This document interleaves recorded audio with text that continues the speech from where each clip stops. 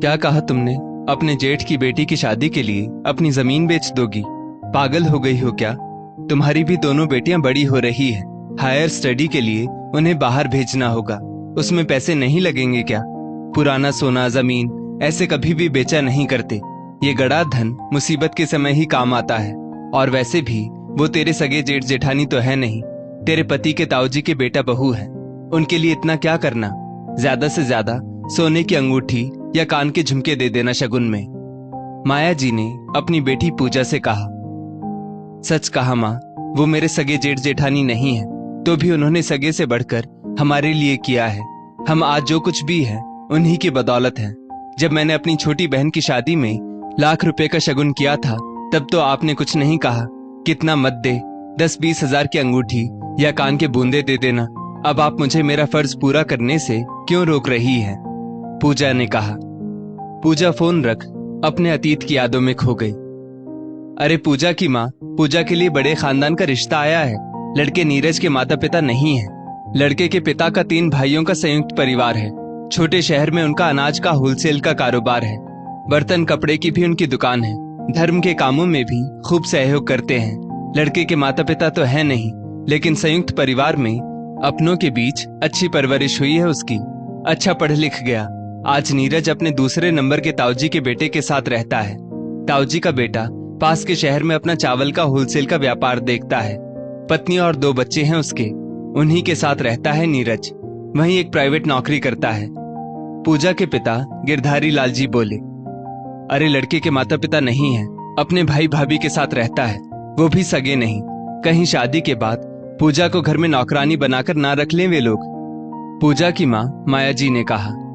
तुम तो चाहती ही थी कि ऐसे घर में पूजा की शादी हो जहाँ सास ना हो, और यहाँ तो सास ससुर दोनों नहीं हैं, तब भी तुम्हें परेशानी हो रही है। गिरधारी लाल जी बोले। पर लड़का नीरज अपने भाई भाभी के एहसानों तले ना दबा रहे। जेठानी भी पूजा पर रौब दिखाएगी। अगर लड़का अपने भाई भाभी से अलग होकर अपनी गृहस्थी बसाए तो सही रहेगा। माया जी बोली। मुझे तो हर लिहाज से ये रिश्ता ठीक लग रहा है। हम भी तो मध्यम वर्गीय परिवार से हैं। 3 बच्चे हैं हमारे, 2 बेटियां और 1 बेटा। यहाँ तो दहेज की मांग भी नहीं है। भाई भाभी से अलग होने की मांग रखना मुझे उचित नहीं लगता। इससे हमारा गलत इंप्रेशन पड़ेगा। वैसे आपस में बहुत प्यार और एकता है उनके खानदान में। उनके खानदान की हर बहू सुखी है। गिरधारी लाल जी बोले। ठीक है, जैसा आपको सही लगे। माया जी बोली। पूजा को देखने नीरज के साथ करीब 8-10 लोग आए थे। लग ही नहीं रहा था कि बिन माँ बाप का लड़का है। ताऊ ताई, भाई भाभी, सबके चेहरे पर खुशी दिखाई दे रही थी। पूजा और नीरज का रिश्ता पक्का हो जाता है।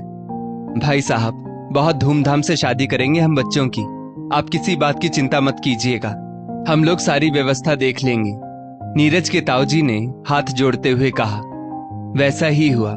नामी खानदान था, जानने पहचानने वाले खूब थे। सारी व्यवस्था लड़के वालों ने बहुत अच्छे से की।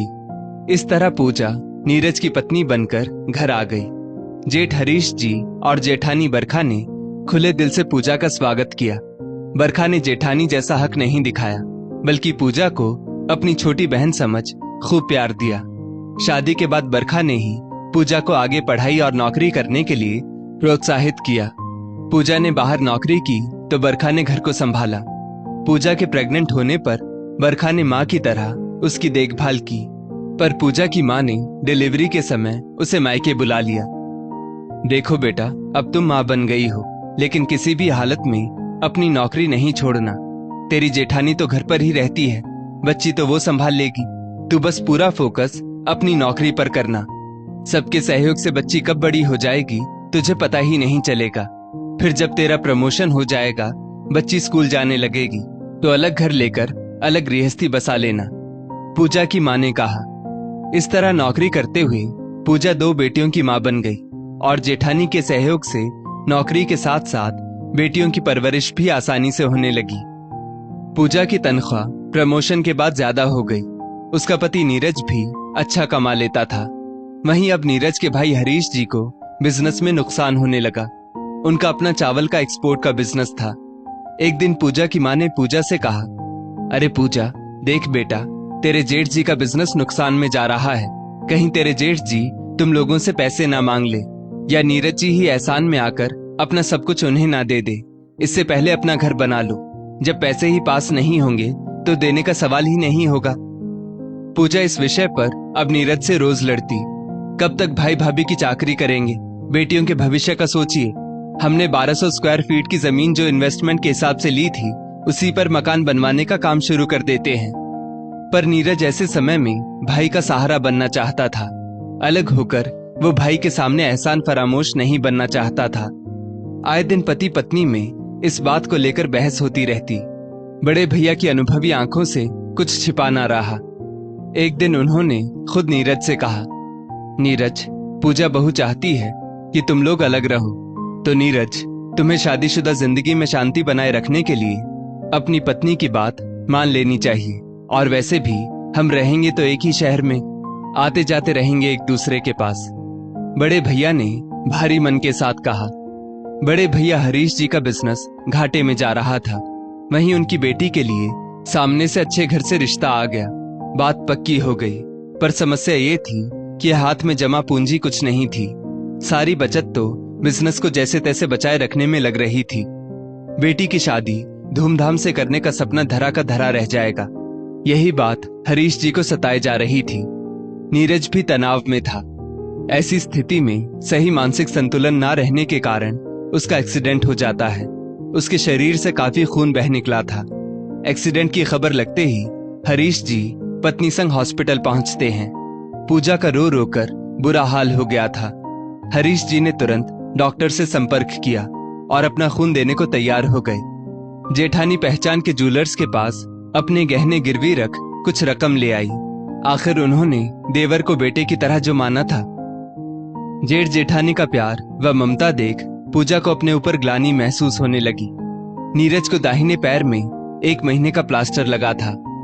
पूजा, तुम अभी सिर्फ नीरज भैया का ध्यान रखो, बच्चे और घर मैं संभाल लूंगी। जेठानी बरखा नीरज के लिए कभी सूप बनाती तो कभी फलों का जूस, कभी उनके अच्छे स्वास्थ्य की कामना के लिए मंदिर जाती तो कभी घर में पाठ रखवाती। सेवा और भगवान के आशीर्वाद से नीरज 3-4 महीने में ठीक हो गया। उसके ठीक होते ही हरीश जी की बेटी की शादी की तारीख निकल गई। सुनिए, हमने जो जमीन ले रखी है, क्यों ना हम उसे बेच दें। उसकी रकम भतीजी की शादी में काम आ जाएगी और हम बरखा भाभी के गहने भी छुड़ा लेंगे। भैया भाभी ने हमारे लिए कितना कुछ किया है। आप ठीक कहते थे, हमें मुश्किल घड़ी में उनका सहारा बनना चाहिए, पूजा ने कहा। पूजा की बात सुनते ही नीरज की आंखों में आंसू आ गए।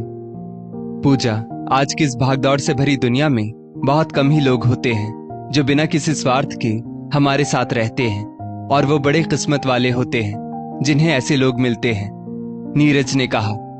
नीरज के परिवार की एकता और प्यार के सामने पूजा की मां के गलत संस्कार हार गए। पास के गांव में स्थित परिवार भी मदद को आगे आया। सबके सहयोग से मुश्किल घड़ी कुछ ही वक्त की रही। आज सब पहले की तरह एक ही घर में खुशी खुशी रह रहे हैं। दोस्तों, स्वार्थवश किसी के द्वारा आप पर किए गए एहसानों को ना भूलें। संयुक्त परिवार बेहतर है, बशर्त परिवार में प्यार होना जरूरी है। इस स्टोरी को लेकर आपकी क्या राय है, नीचे कमेंट करके जरूर बताइएगा। और ऐसी ही और भी बेहतरीन वीडियोस के लिए हमारा पेज जरूर फॉलो करें। धन्यवाद।